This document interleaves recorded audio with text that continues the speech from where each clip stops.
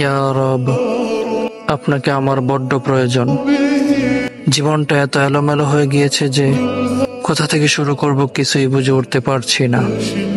অন্তরটা ভারে নুয়ে পড়ছে। চারপাশের অস্থিরতা যেন আমাকে গ্রাস করে ফেলছে।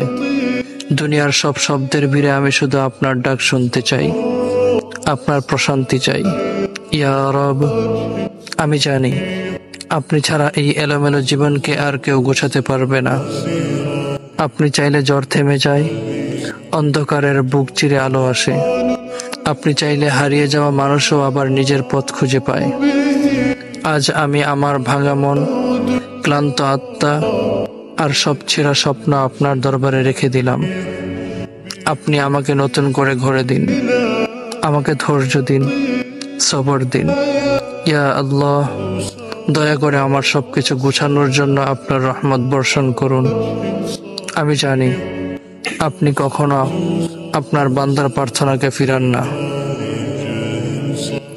আমার ভিতরের এই এলোমেলো ঝড়গুলো থামিয়ে দিন, আমার হৃদয়টাকে ঠান্ডা করে দিন, যেন আপনার জিকিরেই শান্তি পাই, আপনার প্রেমেই পূর্ণতা খুঁজে পাই। ইয়া আরহামার রাহিমিন, আপনার দরজায় দাঁড়িয়ে হাত তুলে বলছি, আপনি আমার সবকিছু, আপনি আমার শেষ আশ্রয়।